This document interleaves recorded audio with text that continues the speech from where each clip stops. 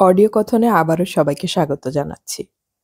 আমরা পড়ছিলাম সমরেশ মজুমদারের লেখা রহস্য উপন্যাস 'অর্জুন এবং চাইনিজ সিগারেট'। উপন্যাসটির প্রথম ২টি পর্ব আমি আগেই আপলোড করেছি।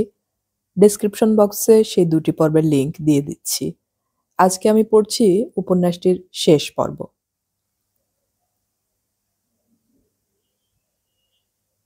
মিনিট ২০ পরে একটি লোক ভেতর থেকে বেরিয়ে চারপাশে দেখতে দেখতে অর্জুনের সামনে এসে দাঁড়ালো। তারপর হিন্দিতে জিজ্ঞাসা করল, আপনি কোত্থেকে এসেছেন? জলপাইগুড়ি। আমার সঙ্গে আসুন, ম্যাডাম ডেকেছেন। অর্জুন লোকটিকে অনুসরণ করে ভেতরে ঢুকে হাসপাতালের দোতলায় উঠে যে ঘরের সামনে পৌঁছালো তার দরজার পাশের বোর্ডে লেখা রয়েছে ডক্টর আই রায়। পর্দা সরিয়ে লোকটা তাকে ভেতরে যাওয়ার জন্য ইশারা করল। ভদ্রমহিলা, যার নাম ডক্টর রায়, তখন ফোনে কথা বলছিলেন। ইশারায় উল্টো দিকের চেয়ারে বসতে বললেন। কথা শেষ করে ভদ্রমহিলা অর্জুনের দিকে তাকালেন। আপনার নামটা জানতে পারি? আমি অর্জুন। ভদ্রমহিলার কপালে ভাঁজ পড়ল। আপনি নিশ্চয়ই সে অর্জুন নন যিনি জলপাইগুড়ির মতন মফস্বল শহরে থেকেও রহস্য সন্ধান করে যাচ্ছেন একের পর এক। ওর অনেক অ্যাডভেঞ্চারের কাহিনী আমি পড়েছি। যাকগে, এই পদম লোকটি আপনার খুব পরিচিত? না, গতকালই এখানকার হোটেল হিমালয়ে পরিচয় হয়েছিল। ওর কাছে একটা ছবি আছে যা আমাকে দেবে বলে কথা দিয়েছিল। কিছু মনে করবেন না, ও কি ওখানে চাকরি করে? করতো, বেয়ারার চাকরি, কালই চাকরিটা চলে গিয়েছে। অর্জুন, আমি খুব দুঃখের সঙ্গে বলছি, লোকটা আজ ভোরবেলায় মারা গিয়েছে। হেড ইনজুরি, এবং সেটা ইচ্ছাকৃত। পুলিশ একবার এসে ঘুরে গিয়েছে। এখনই এখানকার অফিসার ইনচার্জ হাসপাতালে আসবেন। মারা গিয়েছে?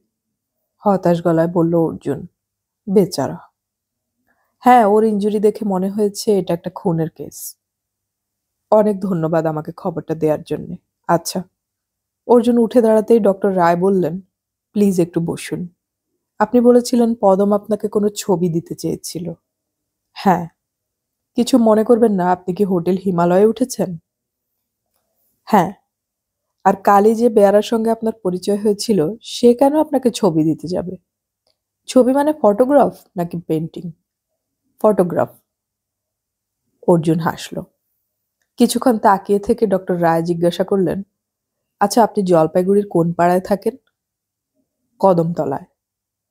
তার মানে আপনি কি সেই অর্জুন যার কাহিনী আমি পড়েছি?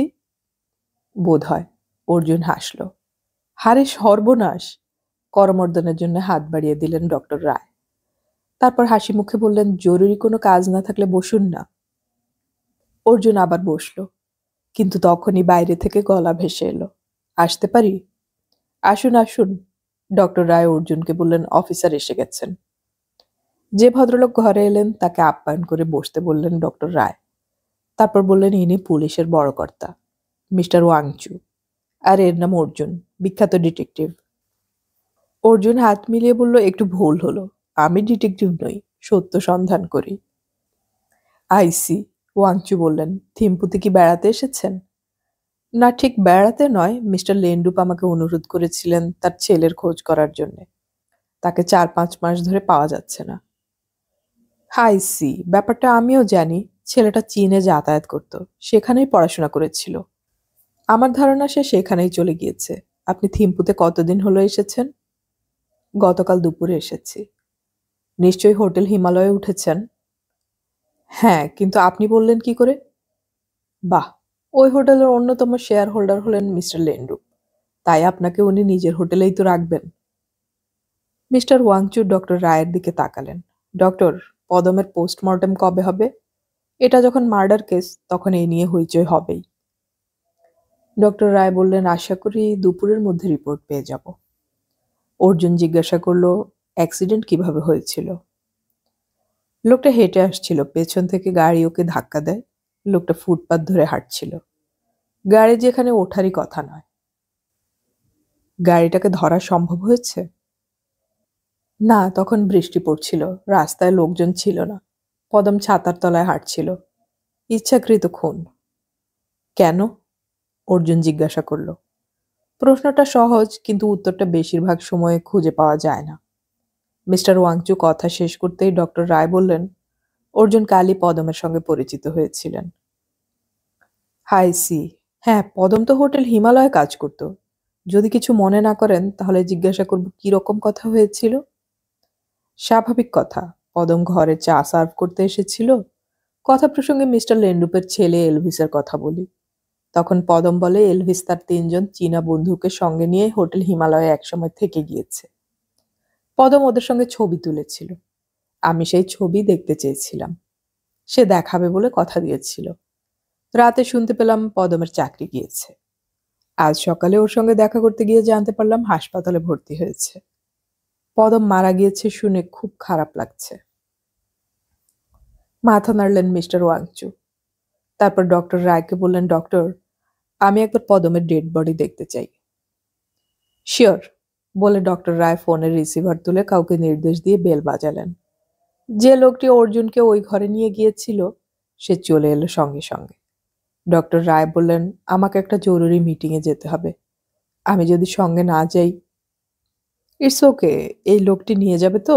ঠিক আছে, তাহলে চলি ডক্টর রায়, বলে মিস্টার ওয়াংচু অর্জুনের দিকে তাকালেন। আপনি যদি ইচ্ছে করেন তাহলে আসতে পারেন, অবশ্য মৃত মানুষকে দেখতে ইচ্ছে না হওয়াই স্বাভাবিক। না, আমি তা মনে করি না, চলুন। নমস্কার ডক্টর রায়, অর্জুন বলল। যে ঘরে পদমের শরীর রাখা হয়েছে সেখানে আর কোনো মৃতদেহ ছিল না। লোকটি সেখানে ওদের নিয়ে এলে ঘরের দায়িত্বে যে ছিল সে এগিয়ে এসে মিস্টার ওয়াংচুকে সালাম জানিয়ে পদমের ঊর্ধ্বাঙ্গের সাদা কাপড় সরিয়ে দিল। মাথার অনেকটাই ব্যান্ডেজে মোড়া, ডান দিকের হাত থেতলে গেছে। খানিকক্ষণ খুঁটিয়ে দেখে মিস্টার ওয়াংচু বললেন, রাস্তার বাঁ দিক ধরে হাঁটছিল লোকটা। গাড়ি ফুটপাতে উঠে এসে ওর ডান দিকটা স্ম্যাশ করেছে। মিস্টার অর্জুন, আপনার আর কিছু দেখার আছে? না, চলুন। হাসপাতালের বাইরে এসে অর্জুন মিস্টার ওয়াংচুকে বলল, আমি একবার পদমের বাড়িতে যেতে চাই। ওর বাড়ির লোক বলতে পারলেও পারে কোনো শত্রু ছিল কিনা। পদমের বাড়িতে কেউ নেই, বস্তির একটা ঘরে একাই থাকতো, কিন্তু লোকটা বিবাহিত, বউ থাকে দিল্লিতে, সেখানেই চাকরি করে, এই খবর আমরা পেয়ে গেছি, বলে হাসলেন মিস্টার ওয়াংচু। তাছাড়া পদমের মার্ডার কেস নিয়ে আপনার তো আগ্রহ থাকার কথা নয়। আপনার ক্লায়েন্ট মিস্টার লেন্ডুপ, যিনি আপনাকে দায়িত্ব দিয়েছেন তার ছেলে এলভিস লেন্ডুপকে খুঁজে বের করতে, তাই না? ঠিক কথা, কিন্তু আমার মনে হচ্ছে পদমের মৃত্যুর সঙ্গে এলভিসের কোনো না কোনো যোগ রয়েছে, অর্জুন বলল। সেটা তো জানার উপায় নেই, মৃত মানুষ তো কথা বলে না। কিন্তু আমরা যাকে জড় পদার্থ বলি তা অনেক সময় কথা বলে। আপনি কি সেরকম কিছু সন্ধানে ওর বাড়িতে যেতে চাইছেন? হ্যাঁ, অবশ্য আপনি যদি সাহায্য করেন। একটু ভাবলেন মিস্টার ওয়াংচু, তারপর জিজ্ঞেস করলেন, আপনি কি ওখানে হোটেলের গাড়িতে এসেছেন? না, আমি হেঁটে এসেছি। পদম যে বস্তিতে থাকতো তারা বোধহয় পুলিশের গাড়ি চেনে, তাই মিস্টার ওয়াংচুর গাড়ি দেখে নির্লিপ্ত ভঙ্গিতে সরে দাঁড়ালো। অর্জুন বুঝতে পারল বস্তির মানুষ পুলিশকে এড়িয়ে চলে। মিস্টার ওয়াংচুকে দেখে একজন সেপাই এগিয়ে এসে সালাম করল। তাকে ভদ্রলোক জিজ্ঞাসা করলেন, কজন ডিউটিতে আছো? 2 জন স্যার। হুম, কেউ ঘরে ঢুকতে চেয়েছিল? একজন এসেছিল, ওর ভাইপো, আমরা ঢুকতে দেইনি। সে যে ভাইপো তা জানলে কি করে? ছেলেটা নিজেই বলল। বস্তির লোকজন ওকে ভাইপো হিসেবে জানে? লোকটা মুখ নিচু করল। জিজ্ঞাসা করা হয়নি স্যার। পদমের ঘরের সামনে দাঁড়ানো দ্বিতীয় সেপাই সোজা হয়ে সেলাম জানালো। অর্জুন দেখল শুধু পদমের ঘর নয়, আশেপাশের ঘরের দরজাও বন্ধ। জলপাইগুড়ির কোনো পাড়ায় খুন হয়ে যাওয়া মানুষের বাড়িতে পুলিশ এলে কৌতূহলীদের সামলানো মুশকিল হয়। এখানে ঠিক তার উল্টো। পুলিশ দরজার তালা আগেই খুলেছিল। ওয়াংচুর পেছনে অর্জুন ভেতরে ঢুকল। 8x12 ঘরে একটা তক্তপোষ, বাঁদিকে রান্নার সরঞ্জাম, 2টো ছোট আলমারি আর একটা মিটকেস। এই ছিল পদমের সংসার। ছোট আলমারির একটা মাথায় ফ্রেমে বাঁধানো মহিলার ছবি। অনুমানে বোঝা গেল ইনি পদমের স্ত্রী। মিস্টার ওয়াংচু বললেন, কি দেখতে চাইছেন দেখুন। অর্জুন কাচের আলমারির সামনে দাঁড়িয়ে দেখার চেষ্টা করল। ভেতরে বেশ কিছু জামা প্যান্ট ভাঁজ করে রাখা। আলমারির গায়ে তালা নেই। ওটা খুলে দেখতে গিয়ে বড় খামটার উপর চোখ পড়ল। খামের ভেতর পদমের ব্যক্তিগত কাগজপত্র, চাকরির অ্যাপয়েন্টমেন্ট লেটার থেকে জীবন বীমার কাগজ। শেষ পর্যন্ত একটা ছোট অ্যালবামের সন্ধান পেল, কিন্তু তার ভেতরে পদমের বাল্যকালের ছবিগুলো রয়েছে। অ্যালবাম রাখতে যেতেই কার্ডটা চোখে পড়ল, ফটো ওয়ার্ল্ড, থিম্পু। কি মনে হতে কার্ডটা তুলে নিল অর্জুন। মিস্টার ওয়াংচু তখন তার দিকে তাকিয়ে। ওটা কার কার্ড? মিস্টার ওয়াংচু জিজ্ঞাসা করলেন। ফটো ওয়ার্ল্ড নামের একটি দোকানের। ছোট ফটোর দোকান, চ্যাংলানে। ওটা কি দরকার? অর্জুন বলল, বাংলায় একটা ছড়া আছে, যেখানে দেখিবে ছাই উড়াইয়া দেখো তাই, পাইলেও পাইতে পারো অমূল্য রতন। পেলে খুশি হব, এবার যেতে হবে। বাইরে বেরিয়ে মিস্টার ওয়াংচু বললেন, আমি আমার রিপোর্টে আপনার কথা লিখব না। আপনি যে সঙ্গে এসেছিলেন তা জানাবার দরকার মনে করছি না। দয়া করে আপনিও কাউকে এই কথা বলবেন না। কাউকে বলতে আপনি কি মিস্টার লেন্ডুপের কথা বলছেন? মিস্টার ওয়াংচু জবাব না দিয়ে কাঁধ নাচালেন। তারপর পুলিশের গাড়িতে উঠে বেরিয়ে গেলেন। একটা ছোট্ট চায়ের দোকানে ঢুকে টোস্ট, অমলেট আর চা খেয়ে নিল অর্জুন। কয়েকটা কথা তার মাথায় জট পাকাচ্ছিল। হোটেল হিমালয়ের অন্যতম অংশীদার যে মিস্টার লেন্ডুপ, তা তাকে জানানো হয়নি। হয়তো এটা বড়লোকের বিনয়, কিন্তু সেই হোটেলেই এলভিস তার চীনে বন্ধুদের নিয়ে কয়েকদিন থেকেছে। এটা কি করে সম্ভব? এলভিস তার বাবার বিরুদ্ধে যাবতীয় ঘৃণা তার ডায়েরির পাতায় উগরে দিয়েছে। যে বাবাকে সে বুর্জোয়া বলে মনে করে, তার হোটেলে সে কেন চীনে বন্ধুদের নিয়ে থাকলো? ওই হোটেলে দুটো ঘরের দৈনিক ভাড়া কম নয়। সেটা কে দিয়েছিল? এলভিসের মা জানেন হোটেলটার মালিকানায় তার স্বামীর ভাগ আছে। তিনি কেন টাকা দিতে যাবেন? চীনের ছেলেরা কি দিয়েছিল? যদি না দিয়ে থাকে, যদি আদৌ কোনো পেমেন্ট না দেয়া হয়ে থাকে, তাহলে এলভিসের সততা সম্পর্কে প্রশ্ন উঠবেই। সে কি মায়ের প্রশ্রয় পেয়ে বাবাকে ব্যবহার করেছিল? দ্বিতীয় ভাবনাটা স্রেফ অনুমানের উপর নির্ভর করে মাথায় এলো। মিস্টার ওয়াংচু যেন তাকে সতর্ক করার চেষ্টা করছিলেন। তাকে মিস্টার লেন্ডুপ দায়িত্ব দিয়েছেন এলভিসকে খুঁজে বের করতে, পদমের মৃত্যু রহস্য সমাধান করতে নয়। মিস্টার ওয়াংচুর কথার ভঙ্গিতে মনে হয়েছিল তিনি মিস্টার লেন্ডুপকে চটাতে চাইছেন না। কেন? মিস্টার লেন্ডুপ একজন ধনী ব্যবসায়ী, থিম্পুর রাজনৈতিক মহলে ভদ্রলোক, ক্ষমতাবান। তা অর্জুনের অবশ্য জানা নেই। কিন্তু পুলিশের একজন বড় কর্তা তাকে এত সমীহ করবেন কেন? এখন সকাল 10টা বেজে গিয়েছে। চ্যাংলান একটি কমার্শিয়াল এলাকা। দোকানপাট, অফিস খুলে গিয়েছে। ফটো ওয়ার্ল্ড খুঁজে বের করতে বেশি পরিশ্রম করতে হলো না। সাধারণ ফটোর দোকান। এক বৃদ্ধ জিজ্ঞাসা করলেন, ট্যুরিস্ট, ছবি তুলবেন? মাথা নাড়ল অর্জুন। না, আপনি কি দোকানের মালিক? বৃদ্ধ হাসলেন। মালিক থেকে চাকর, আমিই সবকিছু। আপনি হোটেল হিমালয়ে চাকরি করত এমন একজন যার নাম পদম, তাকে মনে করতে পারছেন? অর্জুন জিজ্ঞাসা করল। হ্যাঁ হ্যাঁ, ওর বউয়ের ছবি তো আমি এনলার্জ করে বাঁধিয়ে দিয়েছি। আপনি পদমের কাছ থেকে আসছেন? হ্যাঁ। পদম কি আপনাকে ওর মোবাইলে তোলা কোনো ছবি প্রিন্ট করতে দিয়েছিল? বৃদ্ধ মনে করার চেষ্টা করলেন। হতে পারে, অনেকেই তো দেয়। সেই ছবিতে 3জন চীনে ছেলে ছিল। হঠাৎ বৃদ্ধের মুখের চেহারা বদলে গেল। আপনি জানলেন কি করে? পদমই বলেছে। ও, তাহলে তো এটাও বলেছে সেই ছবি একটা লোক এসে পদমের নাম করে নিয়ে গেছে, যাকে পদম পাঠায়নি আমার কাছে। বৃদ্ধ বললেন। সে কি? অবাক হলো অর্জুন। সামান্য একটা ছবি যে কেউ মিথ্যে বলে নিয়ে যেতে পারে, তার অভিজ্ঞতা আমার ছিল না। পরে পদম যখন এসে শুনল, তখন সেও অবাক হয়ে গেল। যদিও মোবাইলটা আমার কাছে ছিল বলে আমি আবার পদমকে প্রিন্ট করে বের করে দিয়েছিলাম। যে লোকটি মিথ্যে বলে নিয়ে গিয়েছিল, সে কি এখানকার মানুষ? বোধ হয়, তার মুখ মনে নেই, তবে ভুটানিতেই কথা বলছিল। কিন্তু আপনি আমাকে এসব জিজ্ঞাসা করছেন কেন? কারণ সেই ছবি পদমের কাছে নেই। আপনার কাছে কি এক্সট্রা কপি আছে? না, নেই। বৃদ্ধ মাথা নাড়লেন। কোনোভাবে কি অন্তত দেখানো যায় না? আমি কপি চাই না, কিন্তু শুধু দেখার জন্য 200 টাকা দিতে রাজি আছি। অর্জুন বলল। কি আশ্চর্য, ছবিটা তো আপনি পদমের কাছে গেলেও দেখতে পারবেন। মৃত্যুর খবরটা দিতে গিয়েও সামলে নিল অর্জুন। বলল, পদম থাকলে সমস্যা হতো না, ও এখন থিম্পুতে নেই। ও, একটু অপেক্ষা করুন, খুঁজে দেখতে হবে। বোনের সময়ে 200 টাকা দিতে চাইছেন, না বলা ঠিক নয়। একটু অপেক্ষা করুন। বৃদ্ধ ভেতরে চলে গেলেন। অর্জুন রাস্তার দিকে তাকালো। বেশ শান্ত পরিবেশ। তাহলে পদম জানতো ওই ছবি তার নাম করে কেউ বা কারা নিয়ে গিয়েছে, কিন্তু এই কথা তাকে বলেনি সে। অবশ্য বলার কোনো কারণ ছিল না। ছবিটা কার দরকার হতে পারে? যে নিয়েছে সে মোবাইলের চিপস রেখে যাবে কেন? নাকি শুধু দেখতে চেয়েছিল ছবিটায় কি আছে? বৃদ্ধ ফিরে এলো। দুটো ছবি তোলা হয়েছিল। যেটা ভালো সেটাই পদম নিয়ে গিয়েছে। একটু আউট অফ ফোকাস প্রিন্টটা আমার পুরনো ছবির প্যাকেটে পড়েছিল। দেখুন, এতে যদি আপনার কাজ হয়। একটা না ছাটা ছবি এগিয়ে দিল বৃদ্ধ। সামান্য নড়লেও ছবিটা বোঝা যাচ্ছে। 3টে চীনা ছেলের পাশে দাঁড়িয়ে আছে এলভিস। ওর বাবা যে ভুটানের মানুষ তার ছাপ ছেলেটির মুখে বিন্দু মাত্র নেই। পার্স খুলে 2টো 100 টাকার নোট এগিয়ে দিল অর্জুন। টাকা নিয়ে বৃদ্ধ বলল, ছবিটা ইচ্ছে করলে রাখতে পারেন, প্যাকেট ভর্তি হয়ে গেলে তো ফেলেই দিতাম। ধন্যবাদ জানিয়ে ছবি নিয়ে রাস্তায় নামলো অর্জুন। হোটেলে পৌঁছে খানিকক্ষণ শুয়ে থাকলো অর্জুন।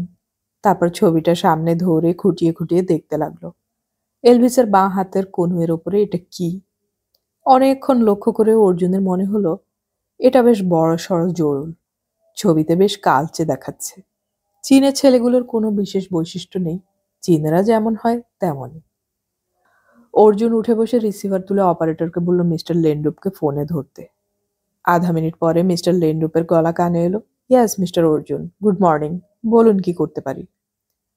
আপনাকে জানানো হয়নি এলভিসের একটা ছবি আমার দরকার। কেন? যাকে খোঁজার দায়িত্ব দিয়েছেন তার চেহারা না জানলে খুঁজবো কি করে?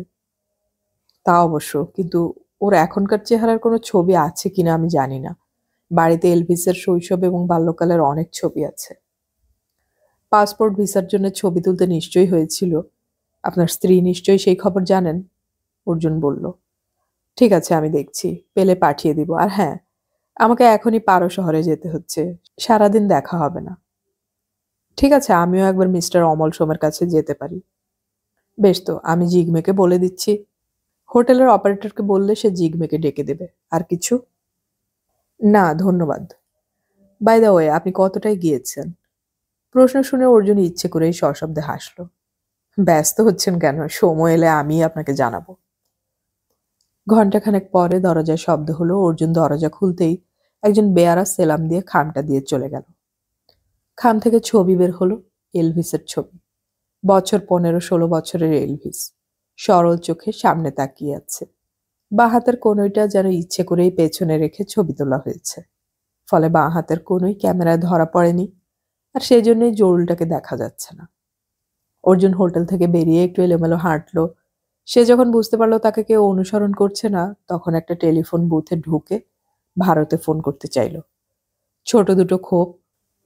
তারা একটা ঢুকে 091 ঘুরিয়ে জলপাইগুড়ির কোড নাম্বার এলো। ফোন নাম্বার ডায়াল করতেই যোগুদার ফোন জানান দিল। যোগুদা সাড়া দিলেন, হ্যালো, আমি অর্জুন বলছি। হ্যাঁ বল। বোমা বিস্ফোরণের কিনারা হলো? না, যে ছেলে চারটে মারা গিয়েছে তাদের পুলিশ এখনো আইডেন্টিফাই করতে পারেনি। অবশ্য এখন লোকাল পুলিশ নয়, তদন্ত হাতে নিয়েছে আইএনআই। যে ছেলেটার পকেটে চাইনিজ সিগারেট পাওয়া গিয়েছে তাকে কি রকম দেখতে বলতে পারবেন? প্রশ্ন করা মাত্র লাইন কেটে গেল। কয়েকবার হ্যালো বলার পর রিসিভার নামিয়ে রাখলো অর্জুন। বুথের লোকটা বলল, 180 টাকা হয়ে গেছে, আবার ফোন করবেন? হ্যাঁ। অর্জুন রিসিভার তুলল, কিন্তু কয়েকবার চেষ্টা করেও যোগুদার গলা শুনতে পেল না। অদ্ভুত সব আওয়াজ ভেসে এলো। বুথের লোকটা বলল, পাচ্ছেন না? ইন্ডিয়ার ফোন সব সময় গোলমাল করে। আপনি চীন কিংবা আমেরিকায় ফোন করুন, সঙ্গে সঙ্গে লাইন পেয়ে যাবেন। 180 টাকা খরচ হলো, কিন্তু কোনো তথ্য পাওয়া গেল না। অর্জুন হোটেলে ফিরতে ফিরতে ভাবলো একবার অমল সোমের সঙ্গে দেখা করা দরকার। যে সন্দেহটা মনে পাক খাচ্ছে সেটা তো ভুলও হতে পারে, আর সঠিক হলে তার এক মুহূর্ত ভুটানে থাকা নিরাপদ নয়। এ বিষয়ে অমল সোমের মতামত জানা তার কাছে খুব জরুরি। রিসিপশনিস্ট হাসলো, হেসে বলল, পুলিশ আপনার সঙ্গে দেখা করার জন্য এতক্ষণ অপেক্ষা করছিল। আমার জন্যে? অর্জুন অবাক হলো। কেন, কিছু বলেছে? না না, এটা রুটিন ডিউটি। আসলে আমরা আমাদের ক্লায়েন্টদের নিরাপত্তার ব্যাপারটা খুব গুরুত্ব দিই। কারোর কোনো অসুবিধা বা গোলমাল হলে সঙ্গে সঙ্গে পুলিশকে খবর দেওয়া হয়। আমার তো কোনো অসুবিধে বা গোলমাল হয়নি, অর্জুন বলল। না হলে খুব ভালো, কিন্তু হতে পারে আশঙ্কা করে আমরা পুলিশকে খবরটা দিয়েছি। একজন বেয়ারা হঠাৎ দেখতে পায় আপনার ঘরের দরজা খোলা রয়েছে। কেউ তো দরজা খুলে রেখে বাইরে যায় না। আপনি ঘরের চাবি সঙ্গে নিয়ে বাইরে গিয়েছিলেন, তাহলে দরজা খোলা কেন? পুলিশ এসে চেক করেছে, কিন্তু ঘর লণ্ডভণ্ড কেউ করে যায়নি। কিন্তু কোনো কিছু চুরি গেলে একমাত্র আপনি জানতে পারবেন। তাই ওরা আপনার জন্য অপেক্ষা করছিল। যদি আপনার মনে হয় কিছু চুরি গিয়েছে তাহলে ওদের জানালে ব্যবস্থা নেবে। কথাগুলো বলে রিসিপশনিস্ট হাসলো। হোটেল হিমালয়ে আজ পর্যন্ত চুরি হয়নি। আশা করি আপনার সব জিনিসপত্র ঠিকঠাক আছে। দ্রুত ঘরে চলে এলো অর্জুন। ঘরের দরজা বন্ধ, সম্ভবত হোটেল থেকেই বন্ধ করে দেয়া হয়েছে। পকেট থেকে চাবি বের করে দরজা খুলল সে। চারদিকে কোনো গোলমাল চোখে পড়ল না। তার সুটকেসও যেমনি ছিল তেমনি রয়ে গিয়েছে। ওটা খুলে বুঝলো কেউ ভিতরে হাত দেয়নি। তাহলে দরজা খোলা ছিল কেন? কি করেই বা খুলল? সে দরজাটা যে বন্ধ করেই বেরিয়েছিল তা স্পষ্ট মনে আছে। বিছানা বালিশ ঠিকঠাক রয়েছে। হঠাৎ মনে আসতেই সে খুঁজতে আরম্ভ করলো।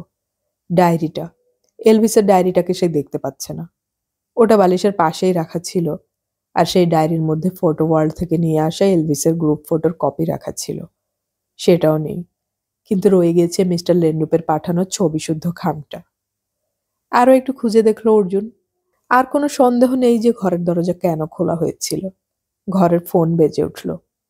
রিসিভার তুলতেই সে শুনল রিসিপশন থেকে, বলছি স্যার, সব ঠিক আছে তো? হাসলো অর্জুন। সব ঠিক আছে, আমার কিছু খোয়া যায়নি। রিসিভার নামিয়ে রাখলো সে। ক্রমশ সরল হয়ে যাচ্ছে সমস্যা। তার কাছে এলভিসের ডায়েরি রয়েছে, এটা মিস্টার লেন্ডুপ জানেন। বাইরের কারোর এটা জানার কথা নয়। ডায়েরিটা তার কাছে থাকুক, এটা যে চায় না, সে কি করে খবরটা পেল? যাকে পাঠানো হয়েছিল সে কি শুধু ডায়েরির জন্য এসেছিল, না ফটোওয়ার্ল্ডের গ্রুপ ছবিটাও লক্ষ্যে ছিল? সে ছবিটা যে সংগ্রহ করেছিল তা ওই দোকানের বৃদ্ধ মালিক কি কাউকে জানিয়েছিলেন, নাকি সেই দোকান থেকে তাকে অনুসরণ করে এই হোটেলে কেউ এসেছিল? সবশেষে হোটেলের ঘরের দরজার চাবি একটা ক্লায়েন্টের কাছে, অন্যটা রিসিপশনে থাকে। তাহলে যে দরজা খুলেছিল সে চাবি পেল কোথায়? তা না হলে দরজা খুলল কি করে? অর্জুন রিসিভার তুলল। অপারেটরকে বলল, মিস্টার লেন্ডুপের ড্রাইভার জিগমেকে দয়া করে ফোন করে হোটেলে আসতে বলবেন। Sure sir. আরেকটা কথা, আপনাদের হোটেলের প্রতিটি ঘরে কি সাউন্ড রেকর্ড করার ব্যবস্থা আছে? অর্জুন জিজ্ঞাসা করল। একটু সময় নিয়ে অপারেটর বলল, উত্তর দেয়া সম্ভব না স্যার। আধ ঘন্টা পরে রিসিপশন থেকে জানানো হলো গাড়ি এসে গিয়েছে। তৈরি ছিল অর্জুন। সুটকেস নিয়ে নিচে নেমে চাবি ফেরত দিয়ে বলল, মিস্টার লেন্ডুপের সঙ্গে আমার কথা হয়ে গিয়েছে। Okay sir. হোটেলের বাইরে গাড়ির সামনে জিগমে অপেক্ষা করছিল। তাকে দেখে হাত নেড়ে হাসল সে। ঠিক তখনই পুলিশের গাড়ি সামনে এসে দাঁড়ালো। গাড়ি থেকে নামলেন মিস্টার ওয়াংচু। সুটকেস জিগমের হাতে দিয়ে অর্জুন এগিয়ে গেল। কি ব্যাপার, আপনি? শুনলাম হোটেলে আপনার ঘর থেকে কিছুই চুরি যায়নি। অর্জুন হাসল। এর মধ্যে খবর পেয়ে গেছেন? মিস্টার ওয়াংচু বললেন, আপনার সম্পর্কে আমরা সব খবর পেয়েছি। আপনি পুলিশের সঙ্গে সবসময় সহযোগিতা করেছেন। আমাদের বড় কর্তার ইন্ডিয়ান কাউন্টার পার্ট আপনার খুব প্রশংসা করেছেন। কিন্তু একটা ব্যাপার বুঝতে পারছি না। আপনার সঙ্গে আলাপ হওয়ার পর হোটেলের বেয়ারা পদম খুন হয়েছিল।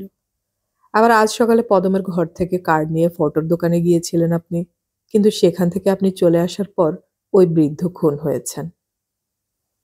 কয়েক সেকেন্ড কথা বলতে পারল না অর্জুন। তার মুখের দিকে তাকিয়ে মিস্টার ওয়াংচু বললেন, আমরা খবর নিয়ে জেনেছি আপনি দোকান থেকে বেরিয়ে আসার পরেও বৃদ্ধ দোকানদার সুস্থ ছিলেন। দুজন কাস্টমারের সঙ্গে কথাও বলেছেন, একটা ফোন করেছেন। অর্থাৎ ওর সঙ্গে আপনার কোনো সম্পর্ক দেখতে পাচ্ছি না। কিভাবে মারা গিয়েছেন উনি? কেউ খুব কাছ থেকে গুলি করেছিল। সম্ভবত সাইলেন্সার লাগানো ছিল বলে কেউ শব্দ শুনতে পায়নি, মিস্টার ওয়াংচু বললেন। হয়তো ব্যাপারটা একদম কাকতালীয়, কিন্তু কয়েক ঘন্টার মধ্যে থিম্পুতে দুটো মানুষ খুন হয়ে গেল, এবং সেই দুটো লোক খুন হলো আপনার সঙ্গে কথা বলার পরে। এ ব্যাপারের পেছনে কি কোনো কারণ থাকতে পারে মিস্টার অর্জুন? মিস্টার ওয়াংচু জিজ্ঞাসা করলেন। অর্জুন মানুষটির দিকে তাকালো। খুশি না হলে বা রেগে না গেলে পাহাড়ি মানুষের মনের কথা সহজে বোঝা যায় না। সে বলল, পদমের কাছে এলভিস এবং তার 3জন চীনে বন্ধুর একটা ছবি ছিল। এলভিসের এখনকার চেহারা কেন, কোনো কালের চেহারাই আমি জানতাম না। অনুরোধ করায় আজ মিস্টার লেন্ডুপ ছেলের অল্প বয়সের ছবি পাঠিয়ে দিয়েছেন। আমি পদমকে অনুরোধ করেছিলাম তার কাছে যে ছবিটা আছে সেটা দেখাতে। সে রাজি হয়েছিল, হয়তো সেই কারণেই। আপনার সঙ্গে পদমের কথা বলার সময় আর কেউ ছিল?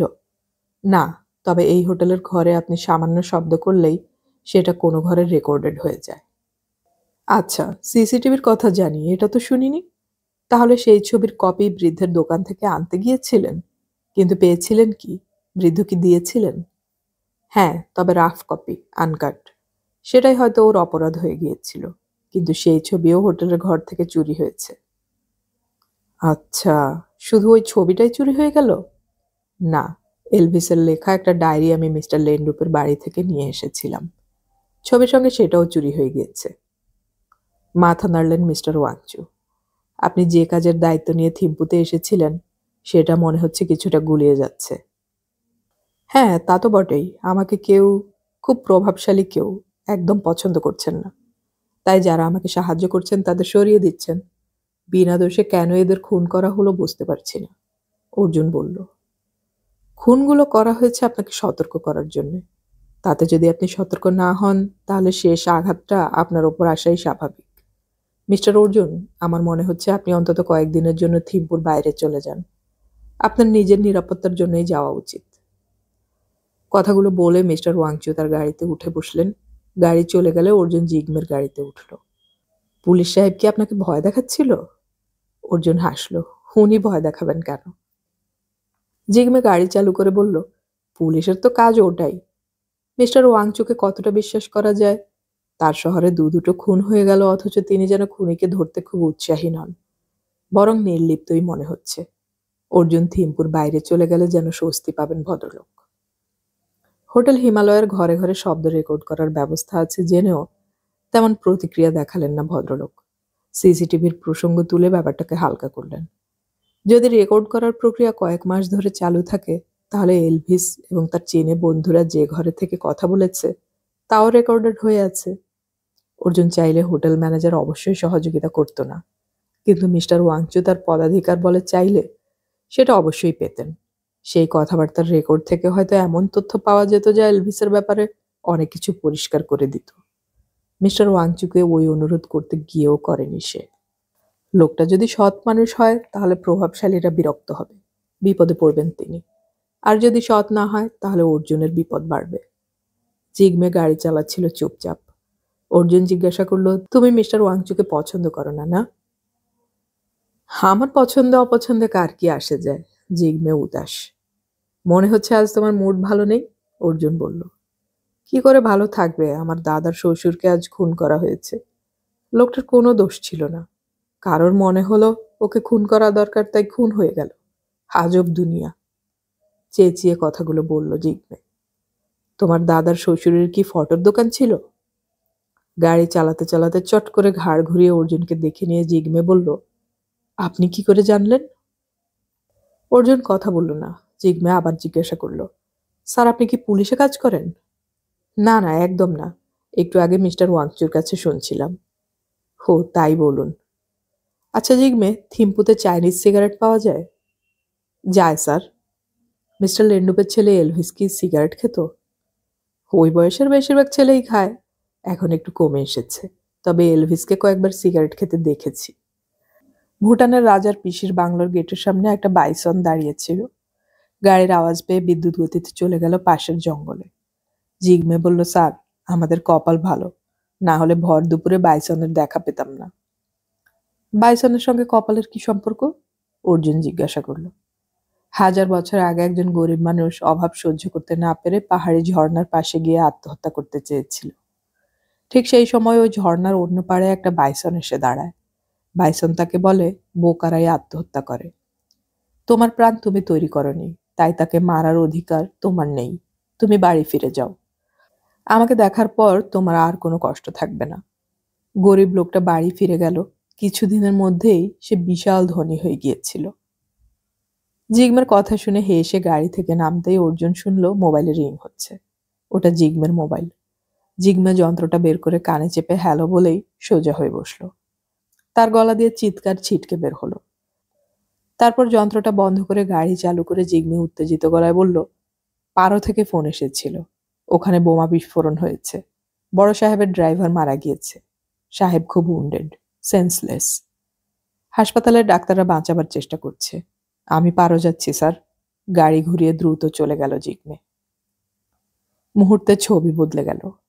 হোটেল হিমালয়ের অন্যতম অংশীদার মিস্টার লেন্ডুপকে খুন করতে কে চেয়েছে? ছেলের সন্ধান করতে যে ভদ্রলোক তাকে অনুরোধ করেছেন, কিন্তু প্রতিটি পদক্ষেপ তার উপর নজর রেখেছেন বলে অর্জুনের ধারণা।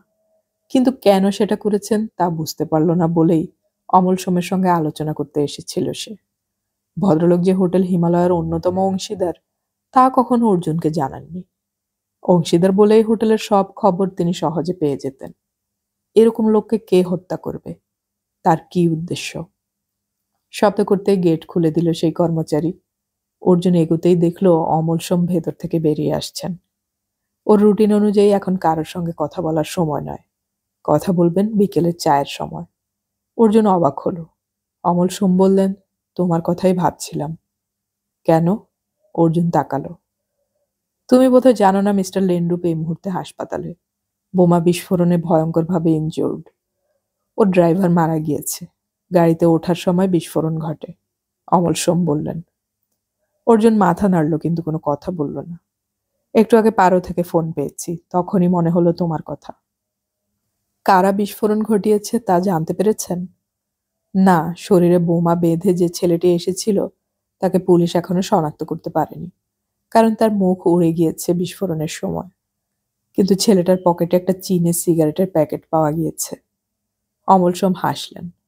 জলপাইগুড়ির তিস্তার পাশে যে বিস্ফোরণ হয়েছিল সেখানেও একটি মৃত ছেলের প্যান্টের পকেটে চীনের সিগারেট পাওয়া গিয়েছে। দুটো বিস্ফোরণের মধ্যে কোনো যোগসূত্র থাকা অসম্ভব নয়, অমল সোম বললেন। এখন আমারও এই কথাই মনে হচ্ছে, অর্জুন বলল। তোমাকে মিস্টার লেন্ডুপ ওর ছেলেকে খুঁজে বার করার দায়িত্ব দিয়েছিলেন। উনি এখন যে অবস্থায় আছেন তাতে ব্যাপারটা আর গুরুত্বপূর্ণ রইল না। কিন্তু যারা ওকে মারতে চেয়েছে তারা তোমাকেও টার্গেট করতে পারে। আমার মনে হয় তোমার এখনই জলপাইগুড়িতে ফিরে যাওয়া উচিত। ওরা যদি তোমার কাছে পৌঁছায় তাহলে তুমি জলপাইগুড়িতে থাকলে ভালোভাবে মোকাবেলা করার সুযোগ পাবে, অমল সোম বললেন। বাসে ফুনশোলিং পৌঁছাতে সন্ধ্যা হয়ে গেল। সেখান থেকে জলপাইগুড়ির বাস না পাওয়া গেলেও হাসিমারা পর্যন্ত ট্যাক্সি পেয়ে গেল। হাসিমারা থেকে ট্রেন ধরে শিলিগুড়িতে পৌঁছে জলপাইগুড়ির বাস পেতে অসুবিধে হলো না।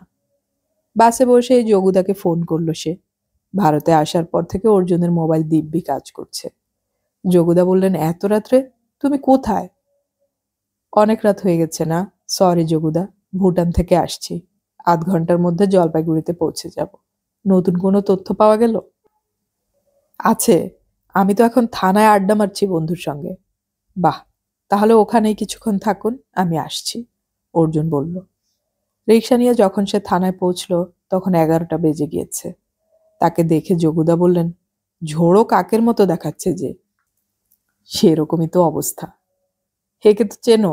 বন্ধু পুলিশ অফিসারকে দেখালেন যোগুদা। নিশ্চয়ই। আচ্ছা, বোমা বিস্ফোরণে যারা মারা গিয়েছে তাদের ডেড বডি কি দেখা যেতে পারে? অনুমতি নিতে হবে। ওরা এখন এনআইএ এর আওতায়, তবে ওদের ছবি দেখাতে পারি। ড্রয়ার খুলে খাম থেকে ছবিগুলো বের করে সামনে রাখলেন অফিসার। 4টে মৃতদেহ, 2টোর ঊর্ধ্বাঙ্গ নেই, বাকিরা ক্ষতবিক্ষত। ভালো করে খুঁটিয়ে দেখতে দেখতে সোজা হয়ে দাঁড়ালো অর্জুন। একটি শরীরের বাঁ হাতের কনুইয়ের পাশে যে জড়ুল ছিল তার ছবিতেও স্পষ্ট বোঝা যাচ্ছে। সে জিজ্ঞাসা করল, ওই ছেলেটির পকেটে কি চীনের সিগারেটের প্যাকেট ছিল? অফিসার মাথা নেড়ে বললেন, হ্যাঁ। আপনি কি করে জানলেন? এই ছেলেটির পরিচয় আপনাকে দিচ্ছি। সম্ভবত এর নাম এলভিস লেন্ডুপ, থিম্পুর মিস্টার লেন্ডুপের ছেলে। কথাগুলো বলে অর্জুন ঘর থেকে বেরিয়ে এলো। তারপর মধ্যরাতের শহরের রাস্তায় রিকশায় উঠে বাড়ির দিকে এগোতে লাগলো। এতক্ষণ আমি পড়ে শোনালাম সমরেশ মজুমদারের লেখা রহস্য উপন্যাস অর্জুন এবং চাইনিজ সিগারেটের শেষ পর্ব। খুব শীঘ্রই আমরা আরো একটি নতুন উপন্যাস শুরু করতে যাব আমাদের অডিও বুক চ্যানেলটিতে। আপনাদের কোনো গল্প বা উপন্যাসের অনুরোধ যদি থাকে তাহলে আমাকে জানাতে পারেন। আমি চেষ্টা করব আপনাদের জন্য সেই গল্প বা উপন্যাসটি পড়তে। অডিও কথনে আমাদের গল্প পাঠ ভালো লাগলে চ্যানেলটি সাবস্ক্রাইব করে রাখুন এবং বন্ধুদেরকে শেয়ার করুন। আমাদের গল্প পাঠ ভালো লাগলে একটি লাইক দিতে ভুলবেন না। আর আমাদের গল্প পাঠ কেমন লাগছে তা কমেন্টেও অবশ্যই জানাবেন। গল্প পড়ি, গল্প শুনি, বাংলা গল্প ছড়িয়ে পড়ুক সবখানে।